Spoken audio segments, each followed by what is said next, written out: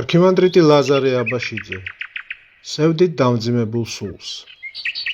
ჩვენ მოწყენილნი ვარ და დაღვრემილნი, გვაქვს დაღლილი და ტანჯული სახე. ჩვენ გვიჭირს ქრისტიანული ცხოვრება. რის გამო არის ეს? იქნებ იმის გამო, რომ როგორც არასდროს მობოგროვს უსაზღვროთ, მომრავლებული, ცოდვის საცდური, რომელიც განსაკუთრებული თავხედობით უსინდისოდ მოძვრებიან ადამიანის სულში. აფური აქებენ, სტანჯავენ და საბოლოოდ წამლავენ მას. დღეს თითქმის მთელი სამყარო შეიშალა. ყველას და ყველგანს წყურია და ეძებს მხოლოდ უაზრობას, აბსურდს, გარყვნილებას, სულიერ განადგურებას და გაცარიელებას. დღეს ამასოფლის სული მის უკან კი ეშმაკი ეძებს ჯანსაღ წერტილს ადამიანში, რათა საბოლოოდ გახრწნას, შებილწოს და დაამციროს იგი. კაცობრიობის მტერი ყველა ღონეს ხმარობს ცოდვათა ახალი ფორმების გასავრცელებლად, ადამიანის ცხოველურ ბუნებებისათვის დასამონებლად. ჩვენ დავიბადეთ და გავიზარდეთ ამ მონობაში, ამიტომაც ამასოფლის საცდური ესოდენ მოგწონს ყველას, გვართობს, გვიმხიარულებს დაავადებულ გულს. ჩვენში, ასე ვთქვათ, გავრცელდა სულიერი ტოქსიკომანია, გვიყვარს და გვსურს ის, რაც ჩვენ გყავს. შხამი რა თქმა უნდა ძლიერია, მაგრამ განა ჩვენ ქრისტიანებს მოცემული არ გვაქვს ძალა, რათა წინ აღვდგეთ ამასოფლის საცდურს. უფალმა იესო ქრისტემ თქვა, მე მიძლევიე სოფელსა. იოანეს 16:33 მოკლე. ჩვენ მოცემული გვაქვს ძალები, თუკი ვირწმუნებთ მაცხოვრის სიტყვისამებრ, თებსაც კი გადავაადგილებთ, მაგრამ ვიყენებთ კი ამ დიდ იარაღს. მაშ რაშია საქმე? რატომ არ გვახარებს ჩვენ ქრისტიანობა? რა დავკარგეთ, რა შეცდომა დაუშვით, რომ ღვთიურმა ძალამ მიგვატოვა? იქნებ საქმე შემდეგშია. ადამიანთა უმრავლესობა მთელი გულის ყურით მჩერებულია ნივთიერ სამყაროს, უმცირესობას კი მზერა ღვთისკენ აქვს მიმართული და მასთან მიახლებას ცდილობს. ნივთიერი სამყარო წააგავს თავხეთ ღვინით გაბრუებულ მეძავს, რომელიც თავისკენ იზიდავს ადამიანს და ცდილობს დაათროს, შემდეგ კი სიძვათა და მრუშობით დასცეს იგი. აი აქ კი ყველაფერი ქრისტიანის მტკიცე გადაწყვეტილებაზე, თავის უარყოფასე, თავგანწირვისა და არჩეული გზის ერთგულებაზეა დამოკიდებული.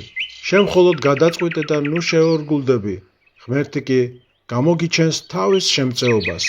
ვერავინ იტყვის, არ მქონდა მოცემული რწმენის ძალა ან თავისუფალი არჩევანი, რათა ავრიდებოდი ცოდვათა მორევს და ცხონების გზაზე მევლოო. ჩვენ გვაქვს მოცემული სრული თავისუფლება ავირჩიოთ და მივიღოთ მხოლოდ ის, რაც ჩვენთვის სასურველია და სასარგებლო. არავინ ჩვენი თავის გარდა არ არის დამნაშავე, რომ უკუვაგდებთ სიკეთესა და ვირჩევთ ბოროტებას. განა ჩვენ არ ვიცით, არ ვგრძნობთ, რა დაცემულია, რა ამაზრზენი და მატყუარაა ცოდვა? განა არ გვესმის კეთილგონიერი ცხოვრების მიმზიდველობა და დიდებულება? არ გსურს რწმენაში განმტკიცება, ქრისტესადმი შემდგომა და ცხოვრება? გსურს და ძალიანაც და ხშირადაც წუხვართ, ვითხოვთ რწმენას, მაგრამ რატომ არ გვეძლევა მტკიცე სარწმუნოება? უпроსწორად სარწმუნოება კი გვეძლევა, მაგრამ ჩვენ თვითონ არ ვღებულობთ მას. უმალმე კარგავთ ყოფიერი პრობლემების სიმრავლეში. ჩვენ თითქოს ვთხოვთ სულიერებას, ხოლო როდესაც იგი შეეხება ჩვენს გულებს, მაშინ ვერ ვცნობთ, უკუვაგდებთ, რადგანაც ძირითადად ყურადღება მიწიერისკენ გვაქვს მიმართული. ორგულობა, აი ჩვენი ძირითადი მტერი.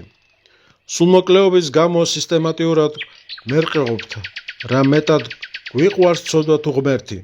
ჩვენ აღფრთოვანებით უყურებთ ქრისტიანულ ღვაწლს, მზად ვართ ჩვენი საუბარი შევადგოთ ბრძნული ქრისტიანული გამონათქვამებით.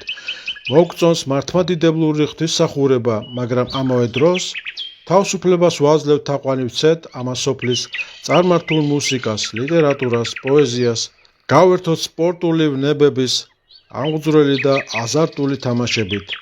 დავესროთ სხვადასხვა სანახაობებსა და ასპარეზობებს, რითაც თავს ინუგეშებს უღმერთო სამყარო. თანაუგრძნობთ არაქრისტიანული სწავლებით გაჟღენთილ თანამედროვე მკვლევარებს, ფილოსოფოსებს. გვეშინია არ ჩამოვრჩეთ ამასოფლის უაზრო თამაშებს, მოდას, გსურს ფეხდახფეხ ვივყვეთ ამ საზოგადოებას შევინარჩუნოთ იგივე რიტმი და პულსი, ცხოვრობთ მისი ცხოვრებით. თუ კი წინ აღუდექით ამ სოფლის სულისკვეთებას, განვაგდეთ მისი ინტერესები, გართობა, მისი გემოვნება, მაშინ ჩვენს გადაწყვეტილებას, მათ შორის ჩვენი ქრისტიანი ძმები, აღიქვამენ როგორც ჭყალებში რეალობისაგან გაქცევას. დაგვაბრალებენ დროის სულისკვეთებას, არცოდნას და ხიბლს ჭყალებში. გეტყვიან, ძმაო, დღეს სხვა დროა, ახლა უფრო მარტივად უნდა იცხოვრო. თავარია არ ჩავარდე დიდ ცოდვებში. ამასთან შედარებით კი, რაც ხდება მსოფლიოში, პატარა ცოდვები სავსებით უმციკლოა. მაგრამ განა ამ უმციკლო წვრილმა ცოდვებს არ მოსდევს შემდეგ სერიოზული დაცემა? ამ სოფელთან თბილი დამოკიდებულება მისი ფასეულობების თაყვანისცემა ურწმუნოებით აავადებს ადამიანს. თანამედროვე მუსიკა, სხვადასხვა სანახაობები, რეკლამები, ტელევიზორი ბადებს ადამიანში ათასგვარ ვნებებს. სულიერი საზრდო კი დღეს ძნელი მოსაპოვებელია. ადამიანის სულიერ შთაბეჭდილებებს ძირითადად ტაძარში ღებულობს ღვთისმსახურების დროს, მაგრამ ჩვენს ტაძრებშიც იშვიათად შევხვდები კარგ ხატებსა და ფრესკებს. ცუდად არის დაყენებული მედავითნეობის და გალობის საკითხი. მრევლით ცივა და უგულოდ დგას ლოცვის დროს. იშვიათად თუ შევხვდები ღრმად მორწმუნე სულიერ მასწავლებლებს, რომლებიც მთელი გულით მიირთვიან მარადიულობისკენ და შესწევთ ძალა ეს მხურვალე სარწმუნოება გადასცენ სხვას. ნათლად გვიჩვენონ თავის უარყოფის ცხოვრებისეული მაგალითი. ვრჩება მხოლოდ წიგნები, თუმცა სულისათვის სასარგებლო წიგნთა უმრავლესობა ჩვენთვის ნაკლებად გასაგებია. არ შეგვიძლია ამ წიგნების ცხოვრებისეულ სიტუაციაში გამოყენება, ასე რომ ჯანსაღი ქრისტიანული სულისკვეთების შესანარჩუნებლად აუცილებელია ბევრი შრომა. გონებასა და გულში უნდა განვაცოცხლოთ ის სულის აღმოფრენელი ჭეშმარიტებანი, რომელთა ძალუც უზრუნველყონ ჩვენი ამასოფლის ქაოსისა და უაზრობის ზღუდიდან აღმოყვანება. შეუძლებელია სულმა შეინარჩუნოს სიმშვიდე, ამბობდა სტარეცი სილუანი. თუ დღისით და ღამით არ განისწავლება საღვთო ჯულში, ვინაიდან ჯული დაწერილია სულიწმინდის მიერ. სულიწმინდა კი წმინდა წერილის საშუალებით გადმოდის ადამიანის სულში. სული გრძნობს რა ღმერთთან მიახლოებას, სიტყვებასა და ნეტარებას უკვე აღარ ეძებს კმაყოფილებას ამ ქვეყნიურ სიამეებში. ჩვენი თანამედროვე მამის ალექსანდრე ელჩენინოვის სიტყვებით, საჭიროა სისტემატიური კითხვა სულის სასარგებლო ნაშრომებისა. აუცილებლად უნდა ავირჩიოთ ერთადერთი მიზანი ჩვენი ცხოვრებისა. აქ საჭიროა ერთგვარი ასკეტიზმი, თავშეკავება, თავის დაძალება. ყოველი ქრისტიანი მოღვაწეა, დაიმახსოვრე ეს. კაცობრიობის ბუნება იმდანად დაზიანებულია, რომ საჭიროებს მკაცრ ზეწოლას ყოველ დღე და ყოველ საათს, რათა საკუთარ თავზე ძალდატანებით ჩვენი ცხოვრება სახარებისეულ ფასეულობათა შესატყვისი იყოს. ჭყალების დასასრული. მაგრამ ჩვენ მეტისმეტად გართულნი ვართ ირგვლივ მყოფ წარმართთა ცხოვრების წესით. ცხოვრობ თითქოს იგივე ცხოვრებით. განსხვავება მხოლოდ ზოგიერთ განყენებულ შეხედულებებშია, მხოლოდ ზოგიერთ საქციელში თუ რელიგიურ რიტუალის შესრულებაში. ჩვენ იგივე ინტერესები გვამოძრავებს, ისევე ვაფასებთ მიწიერ ფასეულობებს, იგივე მიწიერებით ვესაუბრებით ირგვლივ მყოფ ადამიანებს, ისეთივე გართობა გვახასიათებს, როგორც წარმართებს. მაშინ, როდესაც ჩვენი ურთიერთკავშირი, ინტერესები, გემოვნება, მანერა, საუბრის ტონი, ჟესტები, აღარაფერს ვამბობ ურთიერთობაზე, პოლიტიკურ და კულტურულ ფასეულობებთან უნდა იყოს სრულიად განსხვავებული მათგან. წარმართთათვის მიწიერი ცხოვრებით მთავრდება ყველაფერი, მეც ისინი არელიან. ისინი დარწმუნებული არიან, რომ სიკვდილი ყველაფრის დასასრულია. ამა ქვეყნის სიამეებით ტკბობა არის ერთადერთი მიზანი მათი არსებობისა. მაგრამ ჩვენ ქრისტიანებმა ხომ ვიცით, რომ ადამიანში მთავარი არა სხეული, არამედ სული, რომ მთელი ჩვენი მიწიერი ცხოვრება არაფერია თუ არა მარადისობისთვის მზადება, რომ სიკვდილის შემდეგ სული არ იქრება, არამედ მხოლოდ სხეულს ტოვებს და თუ ამ ქვეყნად ღვთისმცნებებით ვიცხოვრებთ, აუდგებით განახლებული სხეულით საშინელი სამჯავროს დადგომამდე და მარადიულ სიხარულს დავემკვიდრებთ, ის კი ვინც განეშორა ღმერთს და არ შეინანა საკუთარი ცოდვები, საუკუნო სატანჯოს ვერ ასცილდება. მაშუკე თუ ყოველივე ისე წამს, როგორც გვასწავლის ეკლესიური სწავლება, შეიძლება განაჩვენი ცხოვრება გავდეს ურწმუნოთა ცხოვრებას და გქონდეს იგივე ინტერესები, გემოვნება თუ განწყობა, რა თქმა უნდა, ეს იმას არ ნიშნავს, რომ ჩვენი ყველა არაეკლესიურ ადამიანს უყურებდეთ ცერად ან ფარისეველივით.